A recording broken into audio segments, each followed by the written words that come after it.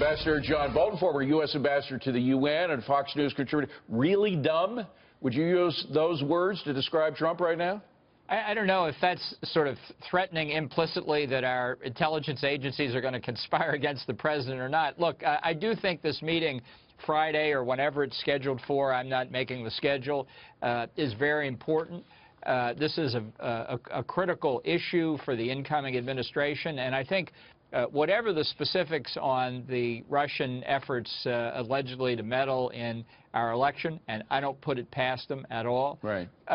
This is simply the last in a series of cyber espionage, cyber warfare approaches that the Chinese, Iran, North Korea have made over the last 8 years that have essentially gone unanswered. Yeah. So this particular case is important, but I do think from a national security perspective, the bigger picture is what we need to focus on. Yeah, Ambassador, you used the word allegedly. Not everybody's doing that these days. A lot of people say intel agencies are certain.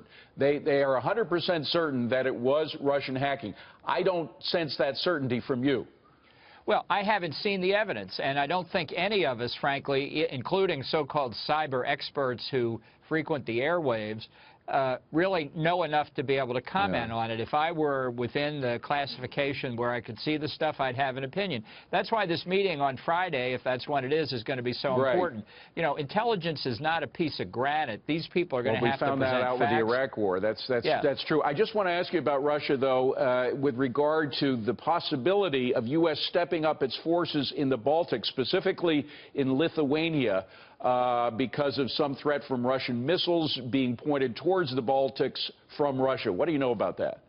Well, there has been an increase in operations in the three Baltic republics by NATO generally, and specifically by the United States, and there's a very good reason for that.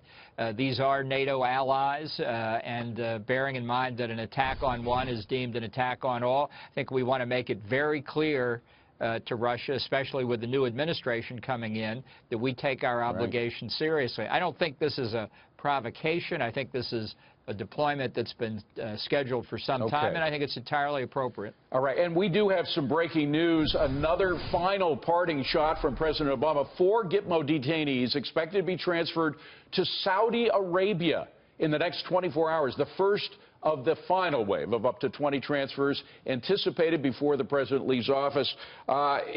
First of all, Ambassador Bolton, Saudi Arabia? I mean, can we keep track of them there?